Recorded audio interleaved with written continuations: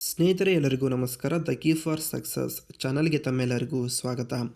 ಸ್ನೇಹಿತರೆ, KPSCಯು ನಾನ್ ಕಲ್ಯಾಣ ಕರ್ನಾಟಕ ವೃಂದದ PDO ಹುದ್ದೆಗಳಿಗೆ ಪರೀಕ್ಷೆಯನ್ನು ನಡೆಸಿ ಸುಮಾರು 2 ವಾರ ಆಗ್ತಾ ಬಂದರೂ ಕೂಡ ಇನ್ನೂ ಅದಕ್ಕೆ ಸಂಬಂಧಪಟ್ಟಂತಹ ಕೀ ಉತ್ತರಗಳನ್ನು ಪ್ರಕಟ ಮಾಡಿಲ್ಲ. ಅದಕ್ಕೆ ಕಾರಣ ಏನಿರಬಹುದು? ಹಾಗಾದರೆ ಕೀ ಉತ್ತರಗಳನ್ನು ಯಾವಾಗ ಪ್ರಕಟ ಮಾಡುತ್ತೆ? ಇನ್ನು ಎಲ್ಲ ಪರೀಕ್ಷೆಗೂ ಇದೇ ರೀತಿ ಅನ್ವಯ ಆಗುತ್ತೆ ಅಂತ ಹೇಳಿದ್ದೀನಿ.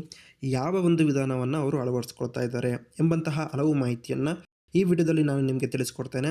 ಸೊ ವಿಡಿಯೋವನ್ನು ಶುರು ಮಾಡೋಕ್ಕಿಂತ ಮುಂಚೆ ತಾವುಗಳು ಇನ್ನೂ ಯಾರಾದರೂ ನಮ್ಮ ಚಾನಲ್ಗೆ ಸಬ್ಸ್ಕ್ರೈಬ್ ಆಗಿಲ್ಲ ಅಂತಂದರೆ ದಯವಿಟ್ಟು ಈ ಕೂಡಲೇ ಸಬ್ಸ್ಕ್ರೈಬ್ ಆಗಿ ಅಂತ ಕೇಳ್ತಾ ವಿಡಿಯೋವನ್ನು ಶುರು ಮಾಡ್ತಾ ಇದ್ದೇನೆ. ಕೊನೆವರೆಗೂ ತಪ್ಪದೆ ನೋಡಿ.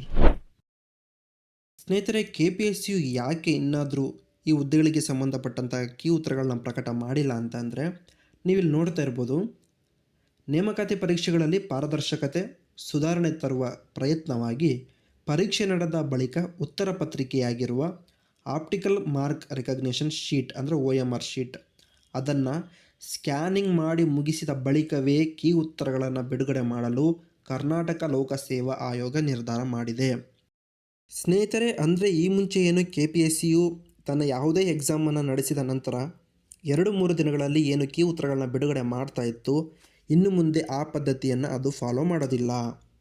ಎಲ್ಲ ಅಭ್ಯರ್ಥಿಗಳ ಒಂದು OMR ಶೀಟನ್ನು ಸ್ಕ್ಯಾನ್ ಮಾಡಿ ಅವರ ಉತ್ತರಗಳನ್ನು ರೆಕಾರ್ಡ್ ಮಾಡಿಕೊಂಡ ನಂತರವಷ್ಟೇ ಕೀ ಉತ್ತರಗಳನ್ನು ಬಿಡುಗಡೆ ಮಾಡೋದಕ್ಕೆ KPSC ನಿರ್ಧಾರ ಮಾಡಿದೆ. ಇನ್ನು ಮುಂದೆ ಎಲ್ಲ ಎಕ್ಸಾಮ್ಗಳಿಗೂ ಇದೇ ಪದ್ಧತಿಯನ್ನು ಅನುಸಾರ ಮಾಡುತ್ತೆ. ಅದಕ್ಕೆ ಮೊದಲನೇ ಹೆಜ್ಜೆಯಾಗಿ PDO non-HK ವೃಂದದ ಹುದ್ದೆಗಳಿಗೆ ಸಂಬಂಧಪಟ್ಟಂತೆ ಅದೇ ಸಲುವಾಗಿ ಉತ್ತರಗಳನ್ನು ಬಿಡುಗಡೆ ಮಾಡದೇ ಇರತಕ್ಕಂಥದ್ದು. ಸೊ ಹಾಗಾದರೆ ಈ ಒಂದು PDO ಹುದ್ದೆಗಳಿಗೆ ಸಂಬಂಧಪಟ್ಟಂಥ ಕೀ ಉತ್ತರಗಳನ್ನು ಕೂಡ ಎಲ್ಲ ಅಭ್ಯರ್ಥಿಗಳ ಒಂದು OMR ಶೀಟನ್ನು ಸ್ಕ್ಯಾನ್ ಮಾಡಿ ಅವರು ಬರೆದಂತಹ ಉತ್ತರಗಳನ್ನ ತನ್ನಲ್ಲಿ ದಾಖಲೆ ಮಾಡಿಕೊಂಡ ನಂತರವೇ ಕೀ ಉತ್ತರಗಳನ್ನ KPSC ಪ್ರಕಟ ಮಾಡುತ್ತೆ.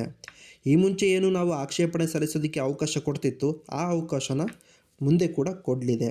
OMR ಶೀಟ್ಗಳನ್ನ ಸ್ಕ್ಯಾನ್ ಮಾಡುತ್ತೆ, ತನ್ನ ಉತ್ತರಗಳನ್ನ ದಾಖಲೆ ಮಾಡಿಕೊಳ್ಳುತ್ತೆ, ಅದಾದ ನಂತರ ಕೀ ಉತ್ತರವನ್ನು ಪ್ರಕಟ ಮಾಡುತ್ತೆ. ನಾವು ಆಗ ಆಕ್ಷೇಪಣೆ ಸಲ್ಲಿಸ್ಬೋದು. ಸೊ ಈ ಒಂದು ಪದ್ಧತಿಯನ್ನು KPSCಯು ಪಾರದರ್ಶಕತೆಯ ಉದ್ದೇಶದಿಂದ ಅಳವಡಿಸಿಕೊಳ್ಳಲಾಗಿದೆ ಎಂಬಂತಹ ಮಾಹಿತಿಯನ್ನು ಕೊಟ್ಟಿದೆ. ಪರೀಕ್ಷೆ ನಡೆದ 3-4 ದಿನಗಳಲ್ಲಿ ಕೀ ಉತ್ತರಗಳನ್ನು ಬಿಡುಗಡೆ ಮಾಡುವುದರಿಂದ ಪರೀಕ್ಷೆ ಅಕ್ರಮಗಳು ನಡೆಯಬಹುದು.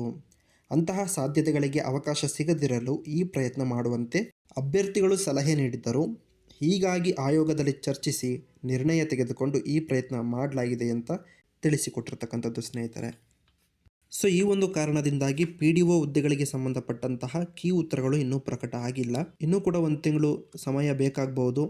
ಕೇವಲ PDO ಹುದ್ದೆ ಮಾತ್ರ ಅಲ್ಲ, ಇನ್ನು ಮುಂದೆ KPSC ನಡೆಸ್ತಕ್ಕಂಥ KAS ಅನ್ನು ಸೇರಿಸಿಕೊಂಡು ಪ್ರತಿಯೊಂದು ಎಕ್ಸಾಮ್ಗಳಿಗೂ ಕೂಡ ಇದೇ ಪದ್ಧತಿ ಅನ್ವಯ ಆಗುತ್ತೆ.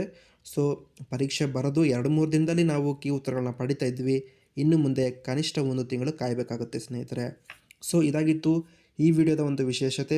ಈ ವಿಡಿಯೋ ನಿಮಗೆ ಇಷ್ಟ ಆಗಿದ್ರೆ ದಯವಿಟ್ಟು ಈ ಕೂಡಲೇ ಲೈಕ್ ಮಾಡಿ ಮತ್ತು ಸಬ್ಸ್ಕ್ರೈಬ್ ಮಾಡಿ ಅಂತ ಕೇಳ್ತಾ ಈ ವಿಡಿಯೋನ ಇಲ್ಲಿಗೆ ಮುಗಿಸ್ತಾ ಇದ್ದೀನಿ. ಎಲ್ಲರಿಗೂ ನಮಸ್ಕಾರಗಳು.